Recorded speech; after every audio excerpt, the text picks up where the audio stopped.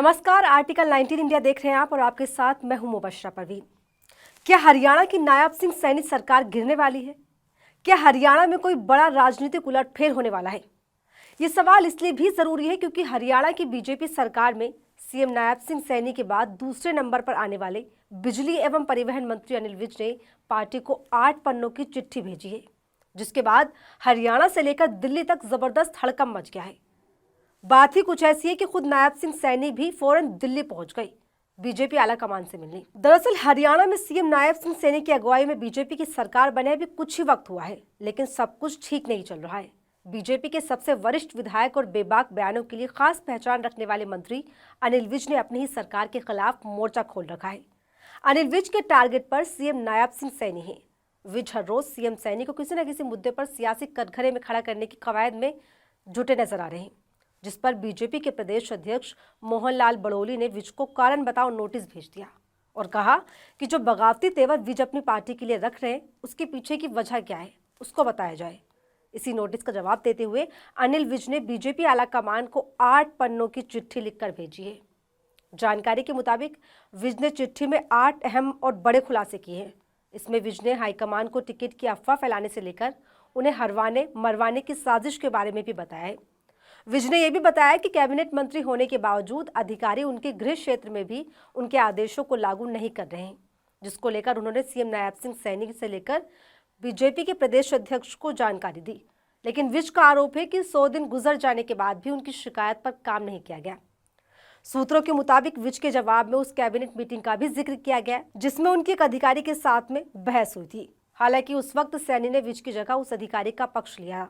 8 पन्नों की चिट्ठी भेजने के बाद विज मीडिया से मुखातिब हुए, जहां उन्होंने अपने ही वही तीखे और सख्त तेवर के साथ बातचीत की और बताया कि मैं 3 दिन से बेंगलुरु में था, कल घर आकर नहाया, फिर खाना खाया और उसके बाद बैठकर चिट्ठी का जवाब दिया।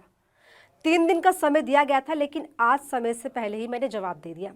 विज ने बताया कि उन्होंने इस चिट्ठी में लिखा है कि अगर और किसी बात का जवाब चाहिए तो वो भी वो देने के लिए तैयार है। क्या किस तरह की मैं 3 दिन से तो बाहर गया हुआ था, बेंगलुरु गया हुआ था।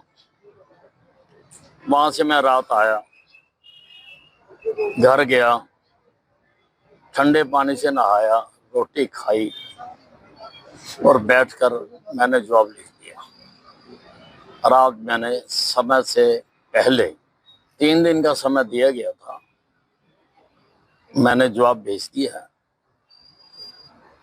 मैंने उसमें ये भी लिखा है कि अगर किसी और बात का आपने जवाब चाहिए वो मुझे दे दें, वो भी मैं लिख के दे दूंगा। जितना मैं याद कर सका, जितना मैं सोच सका, वो मैंने लिख के दे दिया।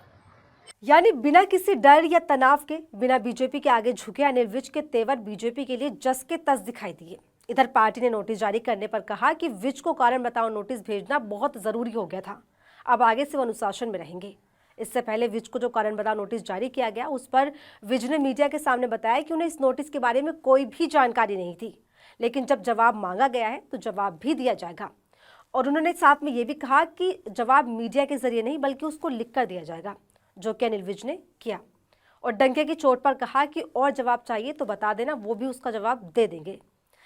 दरअसल हरियाणा विधानसभा चुनाव के वक्त से ही सैनी और विज के बीच कलह की शुरुआत हुई थी, जब बीजेपी के दिग्गज नेताओं में शुमार विज ने मुख्यमंत्री बनने की इच्छा जाहिर की थी।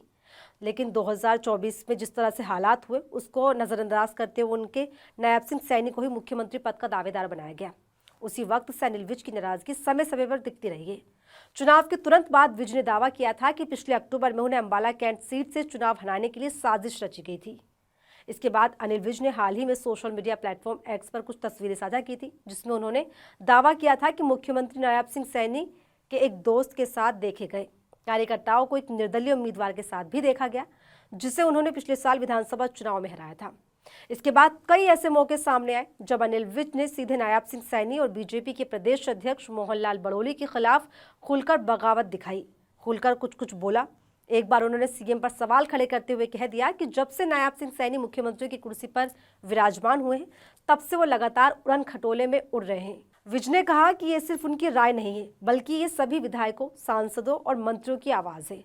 उन्होंने कहा कि सीएम कभी नीचे उतरते, अगर वो जमीन पर उतरते तो उन्हें लोगों की तकलीफें भी सुनाई देती। ऐसे में विज के बगावती तेवर से बीजेपी को टेंशन होने लगी। ऐसे में नोटिस भेजा गया, लेकिन नोटिस मिलने पर उनका जवाब देने के बाद विज के तेवर में कोई भी बदलाव नहीं हुआ, जो बीजेपी के लिए और मुश्किल बढ़ा रहा है। और यही वजह रही कि 11 फरवरी को नोटिस भेजने के तुरंत बाद नायब सिंह सैनी दिल्ली आए, जहां उन्होंने बीजेपी के राष्ट्रीय अध्यक्ष जेपी नड्डा से मुलाकात की और अनिल विज के मामले पर चर्चा की। बताते चले, अनिल विज बीजेपी के कद्दावर नेताओं में गिने जाते हैं और हरियाणा सरकार में ऊर्जा एवं परिवहन मंत्रालय की जिम्मेदारी संभाल रहे हैं। इससे पहले खट्टर सरकार में गृह मंत्री के पद पर रहे। नायब सरकार में नंबर 2 की सियासी हैसियत अनिल विज की है। अनिल विज 7 बार विधायक है और बीजेपी से नाराजगी की एक वजह यह भी है कि नायब सिंह सैनी उनसे काफी जूनियर है।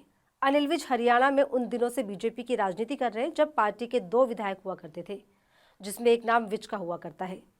अनिल विज का अपना एक अलग सियासी रसूख है। हरियाणा में बीजेपी जब सियासी जमीन तलाश कर रही थी, तब से अनिल विज विधायक बन रहे हैं, जबकि नायब सिंह सैनी मोदी लहर में पहली बार 2014 में विधायक बने।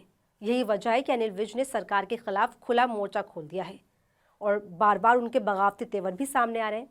नायब सिंह सैनी के खिलाफ आक्रामक तेवर अख्तियार कर रखे हैं उन्होंने और एक के बाद एक वो सवाल भी खड़े कर चुके हैं।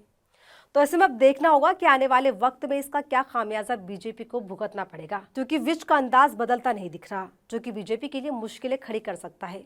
और जिस तरीके से हमने आपको बताया कि बीजेपी के कद्दावर नेताओं में शुमार किए जाते हैं और एक अपना रसूख रहा है, पंजाबी नेता के एक बड़े रूप में देखे जाते हैं, इसको देखते हुए बीजेपी की टेंशन बढ़ना बिल्कुल लगभग तय माना जा रहा है।